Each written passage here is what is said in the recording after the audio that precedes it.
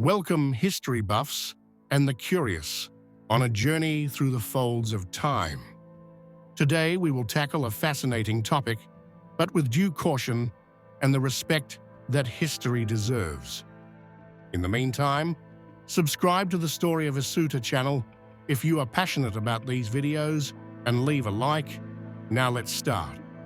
On March 11th, 222 AD, in the barracks of the Praetorian Guard in Rome, a young man ran desperately along the marble corridors, his face distorted, his clothes stained with blood. He begged for mercy in a loud voice, but no one listened to him. He was not an ordinary soldier. He was Marcus Aurelius Antoninus, better known as Heliogabalus, emperor of the greatest empire in the world. Behind him, the Praetorians advanced furiously, brandishing their swords, intent on putting an end to what they considered the greatest shame ever inflicted on Rome. Soon, the young emperor would be stabbed to death, beheaded, and his naked body dragged through the streets before being thrown into the Tiber, treated as waste. But the execution of Heliogabalus was not just a political act, it was a cultural, moral, and symbolic revenge against a man who had challenged everything Rome held sacred: masculinity, religion, and the order of power.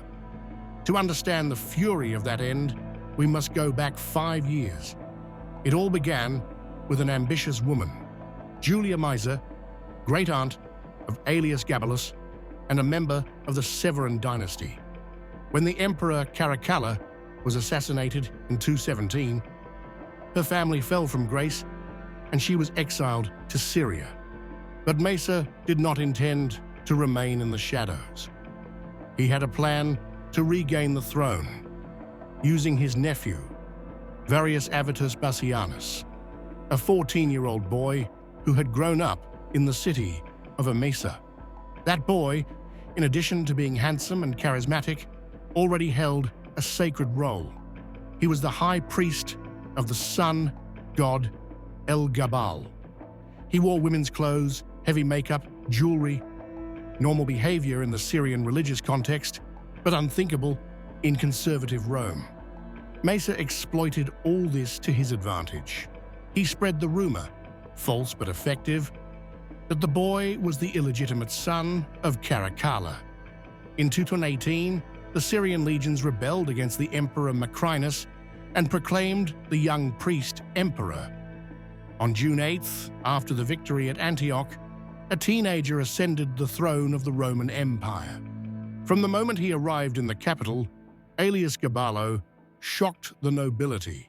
He brought with him a sacred black stone symbolizing the god El-Gabal and installed it in the most important temple of the city, overshadowing even Jupiter. He forced senators and officials to participate in Oriental religious rites. It was said that he also sacrificed human beings, but it was his personal behavior that deeply scandalized Rome. He continued to dress as a woman, wear heavy makeup, and wear women's jewelry. He demanded to be called Domina, not Dominus. In an extraordinary gesture, he offered half the empire to anyone who could transform his genitals, a desire that today might be read as an expression of gender identity, but which then represented an unacceptable threat to Roman order. Her relationship with Heracles, a blonde and muscular charioteer, sparked further controversy. Gabalus called him husband, showed himself publicly with bruises, boasting about the blows he had received in their sadomasochistic relations. She even wanted to name him Caesar. For the Senate and the Praetorians, it was too much. A foreigner, lover of the emperor, was about to become heir to the throne. He was not the only one to marry. Heliogabalus also married Aurelius Zoticus, an athlete, in a ceremony that imitated traditional wedding rites. He granted Zoticus intimate access to the imperial apartments, causing further scandal. All these public homosexual marriages were seen as a direct threat to the religious and social foundations of the empire. He also married 5 times to women, including a Vestal, violating the most sacred religious laws. A Vestal virgin could neither marry nor lose her virginity. The imperial palace was transformed into a brothel. Gaballo worked as a prostitute, wearing makeup, with a whispering voice. He appointed officials according to sexual criteria based on the size of their genitals, inspecting them in the bathrooms. His cruelties were grotesque. He tied guests to water wheels to drown them during banquets, released hungry lions at the table, used naked slaves as draft animals, whipping them for pure entertainment. In AD 221, even the Praetorian Guard, which had tolerated many imperial excesses over time, lost patience. His behavior was no longer seen as just eccentricity, but as abominations. Even his grandmother Mesa, the mastermind of his rise, was convinced that he had to be stopped. She chose to bet everything on another grandson, Alexander Severus, 12 years old, more docile and liked by the soldiers. Gabalus was persuaded to adopt him as his successor, but he soon realized that he had made a mistake. Alexander was gaining popularity. When Gabalus tried to have him executed, the Praetorian Guard rebelled. On March 11th, 222, Gabalus and Alexander visited the barracks to test the loyalty of the troops. The soldiers ignored the emperor and greeted the young Alexander with enthusiasm.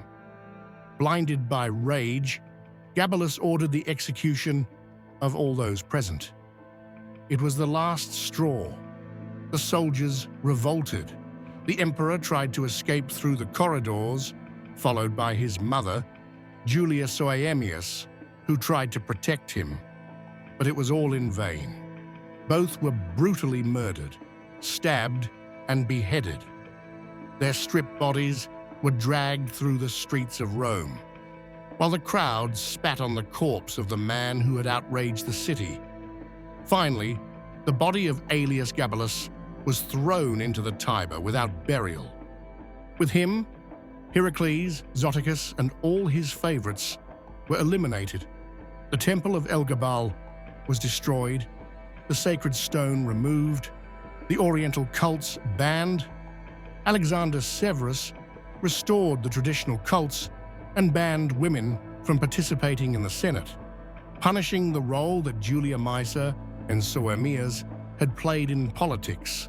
Finally, damnatio memoriae was decreed. Every trace of Aelius Gaballo was removed, his name erased, the statues torn down.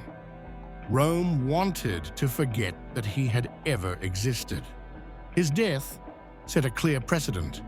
An emperor could be cruel, incompetent, or corrupt, but he could not challenge the foundations of Roman masculinity, power, and religion. Aelius Gabalus's sexuality was not seen as a personal issue, but as a political and cultural threat. The violence with which he was eliminated reflected the intolerance of a society that was not ready to accept those who broke its most deeply rooted norms. A young emperor who could have ruled for a long time, he was eliminated in just 4 years for his inability or refusal to conform to the social norms of the time. His attempt to live an authentic life, albeit accompanied by cruelty and abuse of power, cost him not only his life, but any chance of being remembered with respect. The revenge against Aelius Gaballo was so systematic that it extended to the architecture of the Eternal City. The buildings he had wanted were demolished or radically transformed to erase every trace of his presence. The public baths where he conducted intimate inspections were closed, and the imperial apartments that housed his alleged brothel were redesigned. The instruments of torture he had devised were used against his own supporters. Those who had taken part in his Oriental rituals were punished with the same hydraulic machines used for his executions. This poetic, cruel, and symbolic justice marked not only a political, but a moral break. In the days following his death, Rome experienced one of the most thorough purges in its history. Not only were his lovers and closest associates eliminated, but also officials, servants, and craftsmen who had worked for him. Association with Heliogabalus was tantamount to a conviction. Scribes labored for months to remove every trace of his name from the official archives. Documents were publicly burned in the forum amid the applause of the crowd. The persecution of Syrian priests associated with the cult of Heliogabalus was particularly fierce. Many were publicly crucified, and the city was subjected to purification rituals to expel the Oriental influence that Heliogabalus had introduced. Among the materials found after his execution were intimate letters between the emperor and his lover Heracles, revealing shocking details. These writings were read publicly in the Senate before being destroyed, confirming his alleged depravity. Even more disturbing was the discovery of a private diary in which Heliogabalus described his desire to undergo surgery to transform his body. These confessions were interpreted as signs of insanity and used to justify his elimination. Furthermore, attempts to poison Alexander Severus were discovered, as well as lists of political enemies to be eliminated. These revelations consolidated the image of Heliogabalus, not just as an eccentric, but as a real threat. The popular reaction was one of uncontrolled rage. For days, crowds gathered at the place where his body had been thrown into the Tiber, insulting him and desecrating his memory. A market of macabre relics even developed. Blood-stained clothes, deliberately disfigured busts, objects sold as trophies of mockery. Heracles' family was annihilated. Men sent to die in the arenas. Women sold in the markets. The eunuchs who had served Gabalus were tortured and executed with savagery. The archives revealed even more radical plans. Legalization of marriage between men, temples dedicated to hermaphrodite gods, a legal class for transgender people. These ideas were seen as a direct attack on the Roman social order. Further investigations uncovered secret expeditions to India and Egypt in search of surgeons capable of performing physical transformations financed by state gold. The emperor had squandered the treasury to satisfy his lovers, even awarding them entire cities as personal gifts. This dissipation was seen as theft from future generations. His network of sexual espionage, which involved baths, gymnasiums, and the army, was extensive and meticulous. Heliogabalus kept detailed files with physical descriptions and personal preferences for hundreds of men. Aristocratic families were said to have been forced to hand over young sons to him for his harem, with false documents legitimizing such acts. The private will in which he left the entire empire to Heracles was the definitive proof of his total detachment from the dynastic interests and stability of the empire. During the reclamation operations of the palace, secret chambers for private rituals were discovered that mixed religious and sexual practices, with bloody altars and instruments of self-flagellation. Even the sacrificed animals showed signs of torture, a sign of indiscriminate cruelty. Former imperial guards, harshly interrogated, described orgies, torture, and systematic humiliation. Letters found among the papers of his mother, Julia Soemius, showed that she was also involved, She organized the kidnappings of young men and supervised the rituals. This led to her execution along with her son. The emperor's personal possessions were ritually destroyed, jewelry melted down. For a temple to Mars, women's clothing burned, perfume poured into the sewers.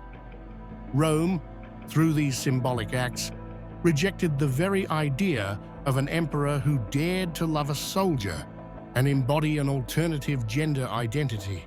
Heliogabalus became the symbol of a double tragedy, that of an absolute power used to challenge inviolable norms, and that of a system that responded to this challenge with ruthless repression. His death was not only the end of a reign, but the ferocious return to a social order that did not allow deviations on issues of masculinity, power, and identity. That's all for today. And what do you think of this story? Let me know in the comments. Your opinion is very important. And don't forget to subscribe to the channel if you're new. See you next time. Bye.